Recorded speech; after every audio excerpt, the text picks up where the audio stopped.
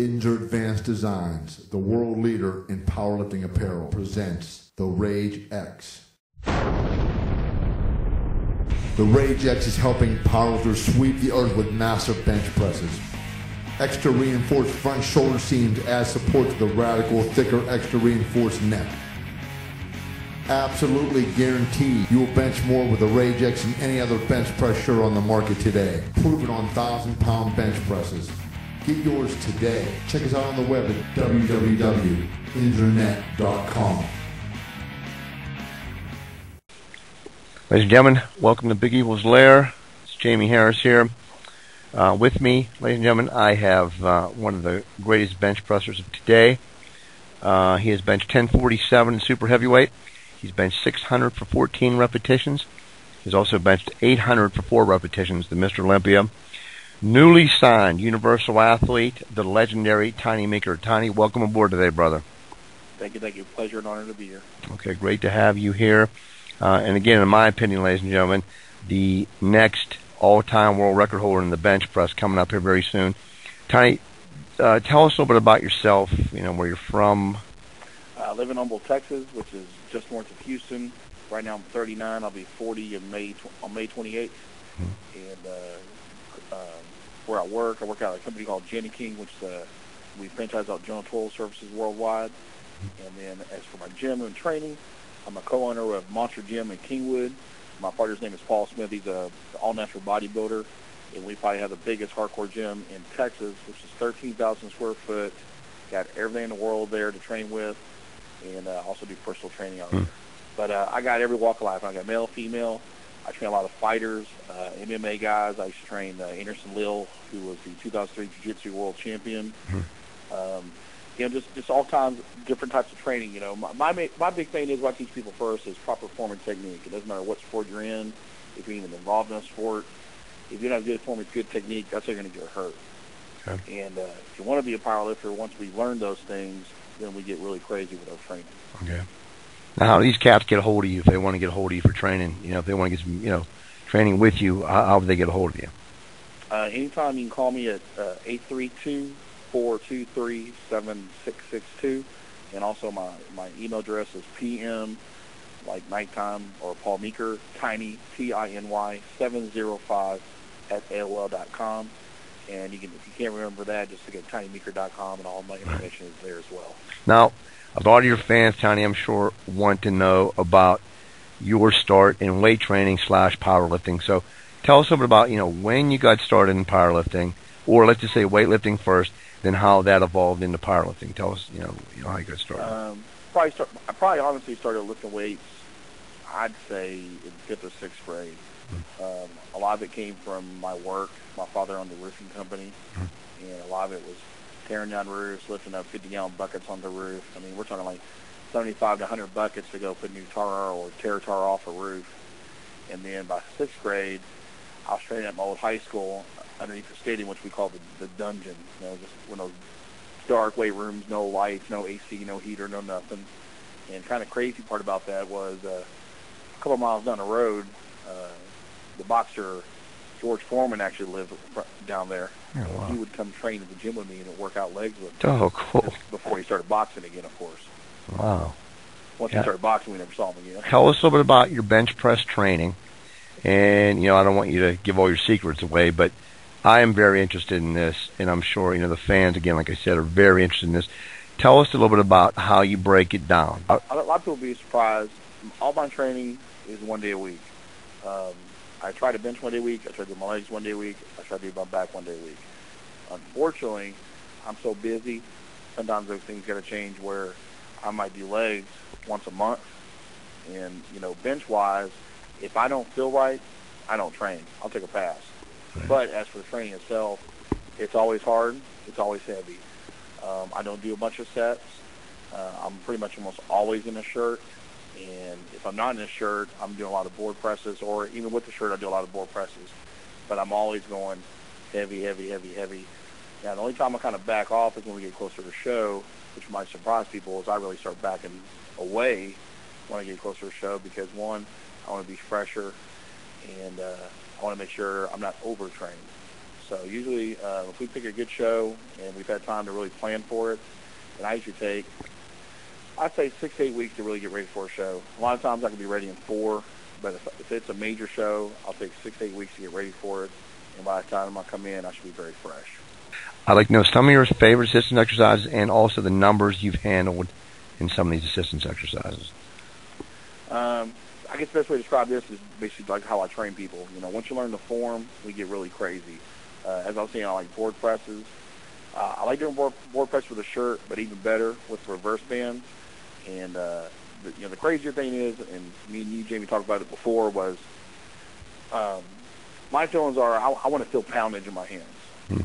And I think when I started repping 800 pounds, 700, 600, it made me a much better lifter because I was really feeling that poundage in my hands, where before the thought used to be, get it down and up and get it off me as fast as I can. Right.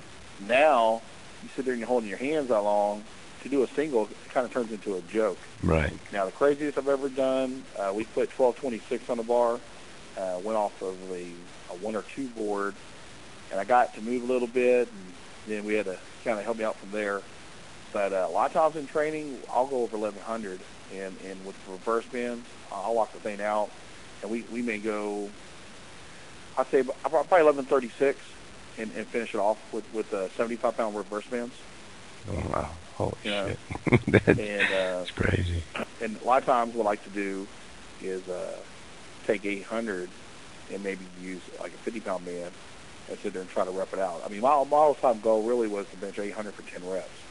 Wow. And if I didn't have problems with my feet sliding out, I think I could have got it done. I like doing declines a lot because decline you really got to work on the form of, keep the shoulder blades pinched back, elbows in, touch a little bit lower than you normally would. And it really, goes with the way a bench would be with the shirt on and stuff. Skull crushers, man, some years back, I used to get crazy. I could probably do skull crushers with over 300 pounds. And these days, because of the poundage I'm messing with, I pretty much get in, do my 5 sets of whatever after I've warmed up, and do some tricep pull downs with cables. I do a regular reverse and with the rope. And after that, I'm pretty much done. Tell me a little bit about your recovery regime, like what you do as far as recover between workouts, chiropractic work, deep tissue. Do you do any of this stuff? Yeah, I've definitely been blessed with a really good chiropractor, which is Charles Hilborn out of LaPorte, Texas. And I got a massage therapist that's out of my gym, Bob Garrett, that they're just phenomenal. It's funny, no disrespect to my chiropractor, but I used to almost live in that place, and he does such a phenomenal job and gets me in such perfect shape. But sometimes I feel that if I just slightly get moved wrong, boom, I'm out of my alignment again. Once I started getting my massages, man, it really started working all my knots out, started seeing a lot more growth and stuff. But still, every once in a while, I got to go back and see my chiropractor. I've actually been in 3 car accidents, hit from behind all 3. And that's another reason why you don't see me squatting and deadlifting anymore. I can still deadlift, but squatting is pretty much done. Other than that, when I played football in high school, the joke we used to always have every time you got hurt was put ice on it, put ice on it. As I got older and got more wise in my weightlifting, I started putting ice on my triceps, on my shoulder. Yeah, man. Any area I had soreness, and it was amazing how fast I was recuperating. It's incredible. And getting right back into the game. Yeah, I actually just started doing deep tissue probably in the last 2 years. And lo and behold, you've seen my numbers dramatically change in the last 2 years as well. And, I know we're a little bit off subject here, but even with Universal, with the supplements and stuff, me being a person on the run all the time, I don't have time to sit there and make a big old meal. And if I shock everyone, I probably eat about 2 or 3 times a day. But with Universal, with all the vitamins and their packs and all that kind of stuff that I've been taking with theirs, I think that's even helped my numbers. I mean, my size has gone up a lot bigger, and, of course, my numbers have gotten dramatically different. I take my animal packs pretty much regularly. I take my animal flex for my joints and ligaments. Got some glucose sulfate and MSM in it. My animal pump, to get me a little more pumped up and stuff. But my animal packs, I'm there every single day. I think that's really good because I've never been a real big vitamin guy. I'm not even a big shake guy. But when the product's there and you start taking all the time, and I can really see the difference, how my body's changed and how my body's recuperating a lot quicker too. Right. Now, let's get down. Now, this is the brass and tacks here, brother. You are sponsored by Inzer Advanced Designs, correct? Amen on that. Okay. Legendary John Inzer. You are in my opinion, after speaking with you, you are the bench press shirt master. You use the Phenom shirt, correct? Right. Okay. Tell me a little bit about the Phenom. We talked about the difference with the Rage X and the Phenom. One shirt might suit different types of lifters. So tell me a little bit about how you see the Phenom helping certain lifters compared to how the Rage X would help certain other lifters, body type or just preference. Tell me a little bit about, in your expert opinion, the differences between the two, and how the Phenom helps you more so, or vice versa. Okay, well, I'll go back and start off with the Rage X. Rage X, I started off with first with the single ply shirt, worked my way into a double. The Rage X pretty much took me from where we went with double denim shirts from I'd say a low 700-pound bench to almost instantly a high 800-pound bencher. And then, of course, once I started messing with the double ply, we were messing with the high 8s, low 9s. But the problem I was having a lot of times with the Rage X is such an aggressive shirt. And back in those days, I wasn't able to film with poundage unless I went to a meet. I'd run into issues where I was bombing a lot because I couldn't touch. Define aggressive. Yeah, when you mention it, define aggressive. Aggressive to me is just too hard to really make the shirt do what you want to do. There's not a lot of flexibility there. It's very stiff. If you haven't felt that poundage and you can't get your speed down quick enough, you're gonna have a lot of problems touching. Okay. That's aggressive to me. Okay. And also, or I'd say a real good way to say aggressive. If you don't go with the way the shirt wants you to go, it's not going to go. Okay. All right. Your form has to really be in and stuff. Where with the Phenom, when I started messing with the Phenom, and of course I started off with a double ply, in which we call the Phenom 2. It was a much more giving shirt. You could go with, sometimes you could flare your arms a little bit, sometimes keep your elbows in, you touch high, touch low.